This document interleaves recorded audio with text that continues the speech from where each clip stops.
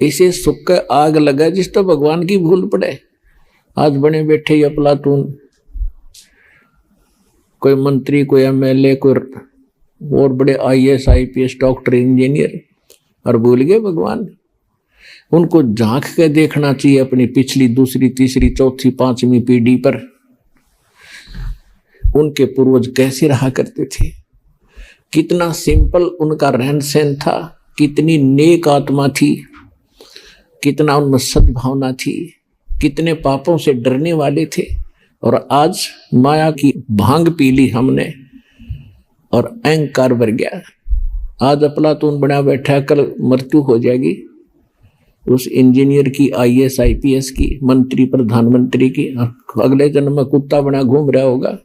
तो ये दुख अब याद दिलाए जा रहे हैं, इस पर विचार करना पड़ेगा, नहीं तो बहुत दुर्गति हो जाएगी इस जीव की।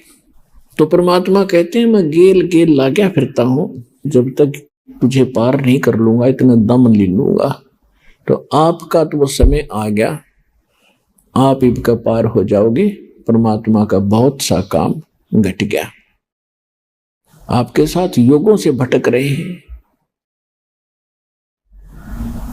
600 वर्ष पहले आए थे परमात्मा और 64 लाख शेष हो गए थे कबीर भगवान के। 64 लाख शेष, एक धानक के, एक जुलाहे के, एक झोंपड़ी में रहने वाले मजदूर के, और 64 लाख शेष हो जाना, जिसको आज हम एक भगत और संत कह के उसकी फाइल क्लोज कर रखी थी हमने, इन नकली आचार्य और शंकराचार्यों के अज्ञान के आधार से। लाल को कुरडी में फेंक रखा था, कूड़े में, और कौड़ियों की गठड़ी बांध रखी थी, बैंक बैलेंस बना रखा था। वह भूल थी, अब वो भूल मिटेगी। इसको बहुत गहराई से सोचना है। इसके विषय में कहा कि ये बातें कहन सुन की नहीं, ये कर पाड़न की है। इनको केवल सुनने तक और कहने सुनाने तक सीमित ना रखना। अब इसमें कितनी गहरी बात बताई है कि ये सौदा फिरना ही संतो, यो सौदा फिरना ही। अब फिर क्या बताया कि लोहे जैसा ताब जात है काया देश राही, 3 लोक और भवन चतुर्दश सब जग सौदे आही। भाई दुगने तिगने किए चौगने किन्हू मूल गवाही। मनुष्य शरीर प्राप्त प्राणी किस सौदे के लिए आया हुआ है? जैसे आप जी किसी दूसरे शहर में जाते हो, दूर देश पहुंच जाते हो, व्यवसाय करने के लिए, बिजनेस करने के लिए 2 लाख 4 लाख रुपए साथ ले जाते हो, और वहां जाकर के आपने किसी धर्मशाला में या रेस्टोरेंट में कमरा बुक करा लिया। यहां तक तो उद्देश्य था सही, आपने जो क्रिया की बिल्कुल ठीक की। आगे वहां जाकर के उस पूंजी से जो आप मूल धन लेकर गए थे, उससे आपका उद्देश्य था कि व्यवसाय करूं और उसके दुगने तिगने चौगने करूं, 4 लाख के 12 लाख बनाऊं, दुगने करूं 8 लाख बनाऊं। तो उसके लिए प्रयत्न करना चाहिए था। अगर ऐसा करते हो तो आप सही उद्देश्य की पूर्ति कर रहे हो। यदि ऐसा नहीं कर रहे हो, क्या कर रहे हो? जैसे 4 लाख रुपये कोई लेकर गया, रेस्टोरेंट में कमरा बुक करा लिया और खावे पीवे सो जावे, घुट्टी लावे, फिल्म देखे, बढ़िया माल खावे और सो जावे, सारा दिन इधर उधर सैर सपट्टे करता रहे, तो उसकी जो मूल पूंजी थी वो नाश हो रही है, प्रतिदिन घट रही है। और आगे उसका बिजनेस है नहीं, कोई व्यवसाय कर नहीं रहा, तो एक दिन वो 4 लाख रुपए उसके नष्ट होंगे और वो कंगाल होकर के उसको रेस्टोरेंट वाले भी धक्का मार देंगे बाहर निकाल। वो निर्धन हो गया, वो कंगाल हो गया। उस पूंजी से उसने दुगने तिगने करने थे, चौगने करने थे। तो वो सेठ बनता, साहूकार कहलाता। आप जी यहां आए हो श्वास रूपी पूंजी लेकर, मनुष्य जीवन के जो श्वास, इसकी बहुत कीमत है। परमात्मा कबीर साहब जी कहते हैं, कहता हूं कही जात हूं, कहूं बजा के ढोल, और श्वास जो खाली जात है भाई, तीन लोक का मोल।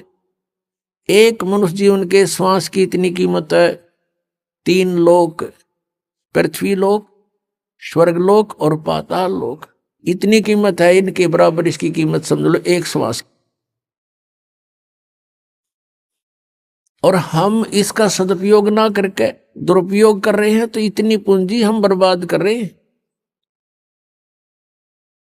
इतनी वैल्यू है एक श्वास, मनुष्य के श्वास की। मनुष्य का जीवन श्वासों से निर्धारित है,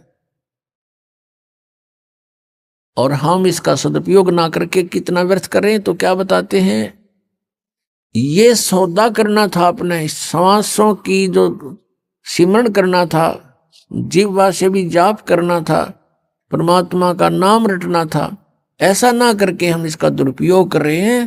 तो कहते हैं, लोहे जैसा ताव जात है, काया देश राही। जैसे लोहे को गर्म कर देते हैं भट्ठी में, और कारीगर उसको तुरंत निकाल करके उसके ऊपर चोटें मारता है, और उस गरम गरम पर चोट मार के वो जो चाहे सो बना सकता है, जिस उद्देश्य के लिए गर्म किया गया वो लोहा। और यदि वो तुरंत चोट नहीं मारता है, कुछ ठंडा हो जाता है, तो उसके ऊपर से सारे गन्ने झाड़ ले, उसका कुछ नहीं बने फिर लोहे का, क्योंकि ठंडा हो गया, बांगा टेढ़ा हो जाएगा, बांका टेढ़ा। तो ऐसे ही ये मनुष्य जीवन जब तक आपके पास है तो आपका लोहा गर्म है। इसमें राम नाम की चोट मार लोगे तो आप इसका उद्देश्य पूर्ति कर लोगे, अन्यथा फिर बांगा टेढ़ा हो जाएगा, ठंडा होकर के कुत्ते गधे सूअर के मुख मिलेंगे आपको। ये सुंदर शरीर मनुष्य वाला नहीं प्राप्त होगा। इसी को पुण्य भी प्राप्त करने के लिए तो भी आपने भक्ति ही करनी होगी। और जिस समय आपको ज्ञान हो जाएगा तो आप तो इस मनुष्य जीवन को यहां प्राप्त नहीं करोगे, इसको प्राप्त करने का उद्देश्य सतलोक में होगा, जहां फिर कभी मृत्यु ना हो। पुण्यात्माओं, आपके ऊपर मेहर है परमात्मा, आपको ये अमर कथा, ये अनमोल ज्ञान, ये तत्व ज्ञान जो अभी तक छुपा रखा था, आपको प्राप्त हो रहा है। आपके लिए खजाना दाब रखा था कबीर भगवान ने, और आपके ऊपर मेहर बख्श दी कि आपको ये ज्ञान दिया जा रहा है। आप यहाँ अपने परिवार को अपना मानते हो, ये आपकी नहीं, ये काल की भूल भुलैया है। आप जीव संज्ञा के अंदर हैं, आपके ऊपर इतना दबाव दे दिया काल भगवान ने, तीनों गुणों के त्रिगुणमयी माया के द्वारा, के जीव के बस का नहीं है ये तो परमात्मा ने इसको विधि बताई है, इससे एंटीबायोटिक बताई है, इसका सिमरण करने से, सतनाम का सिमरण करने से, सच्चे नाम का। सतनाम सतनाम कोई जाप नहीं है। और ये ज्ञान सुनने से फिर आपके ऊपर ये प्रेशर कम हो जाएगा काल का। परमात्मा हमें याद दिलाते हैं कि लोहे जैसा ताव जात है, काया देश राही। ये लोहे के साथ ताव मनुष्य शरीर का आपका जा रहा है। और कहते तीन लोक और भवन चतुर्दश शब्दक सौदय आही। ये सब मनुष्य शरीर प्राप्त प्राणी सौदा करने के लिए आए हुए हैं। और कहते दुगने तिगने किए चौगने किन्हु मूल गवाई। पुण्यात्मा है, समझदार है, जिनको ज्ञान हो गया, उन्होंने तो दुगना तिगना चौगुना कर लिया इस मनुष्य जीवन से। और किन्हु मूल गवाही, किसी ने जो सद्भक्ति नहीं करते या भक्ति बिल्कुल नहीं करते, उन्होंने तो अपनी मनुष्य जीवन की ये धन, ये मूल पूंजी नाश कर दिया। किन्हु मूल गवाही,